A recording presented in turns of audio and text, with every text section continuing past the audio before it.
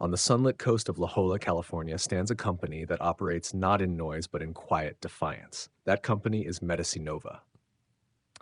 MediciNova is not just another biotechnology firm chasing profit, it is a company chasing the survival of human nerve cells.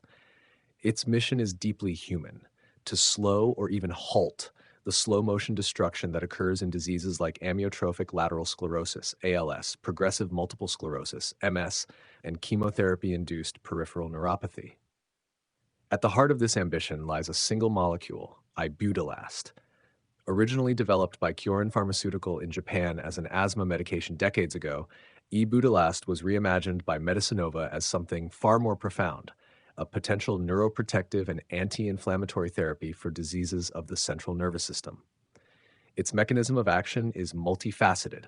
It suppresses inflammatory cytokines, inhibits the activation of microglial cells that damage neurons, and modulates phosphodiesterase activity, reducing neuroinflammation at the molecular level. In plain terms, ibudilast is designed to extinguish the fire of inflammation inside the brain and spinal cord, giving neurons a fighting chance to survive. If successful, this drug could redefine how humanity approaches neurodegeneration itself.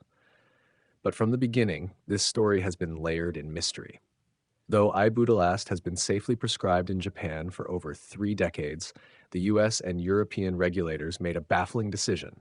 They required MediciNova to treat it as a completely new drug, disregarding its existing safety record. All preclinical and clinical trials had to start from scratch. This is profoundly atypical. Normally, drugs that have proven safe in one major market are granted bridging approvals or accelerated pathways elsewhere. But in MediciNova's case, every shortcut was denied. Why? Was it bureaucratic inertia? Was it a sign that regulators knew something undisclosed? Or was it a subtle institutional bias, a reluctance to acknowledge that innovation can come from repurposing old chemistry rather than inventing new ones? That unexplained rigidity marked the first mystery of MediciNova. Then came 2018, the year MediciNova broke into the highest echelons of scientific legitimacy. The company's clinical trial results appeared in the New England Journal of Medicine, the world's most prestigious medical publication. The study, called Sprint MS, tested ibudilast in roughly 250 patients with progressive multiple sclerosis over 96 weeks. The result was groundbreaking.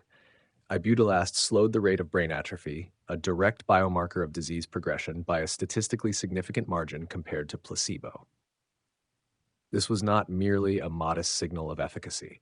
It was tangible proof that a drug could alter the physical course of neurodegeneration. In most biotech stories, that kind of success is transformative. Share prices surge, large pharmaceutical companies initiate licensing negotiations, and investors rush in, hungry to back the next breakthrough. But for MediciNova, nothing happened. The company's market capitalization remained around $50 million, a fraction of what similar stage biotechs typically command after major positive clinical data. The market's silence was deafening. This disconnect between scientific triumph and financial inertia became the second mystery. Why was the market refusing to believe what peer-reviewed data had already confirmed? One theory suggested that investors were skeptical of the company's ability to commercialize a repurposed molecule in such a competitive, capital-intensive field. Another proposed that the complexity of ibudilast's mechanism, working across multiple pathways, made it difficult to fit into the single-target mindset favored by big pharma. Yet there was also a more speculative interpretation, that MediciNova's potential threatened entrenched commercial interests in the neurological drug market, making its progress inconvenient for larger forces.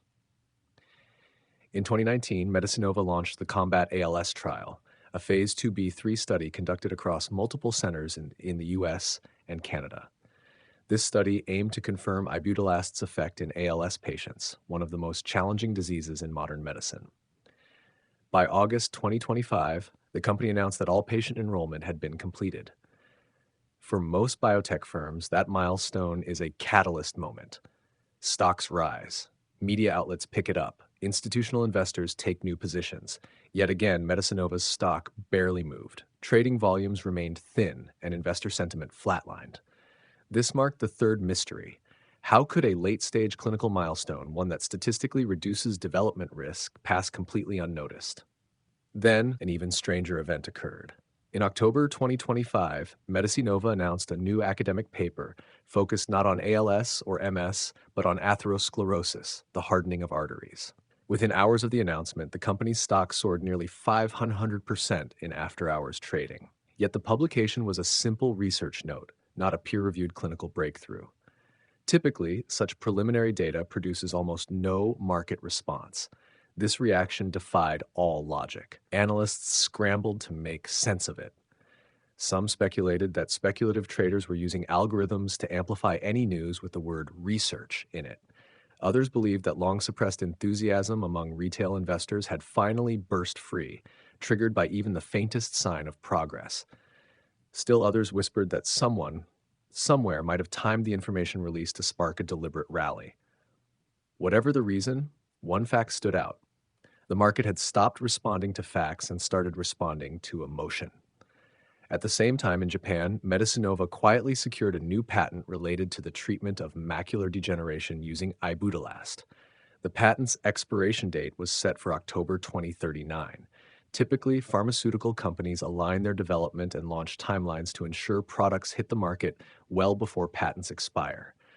But MediciNova's clock is dangerously tight. A delay of just a few years could mean that ibudilast becomes a commercial orphan, a drug that works but can no longer be protected.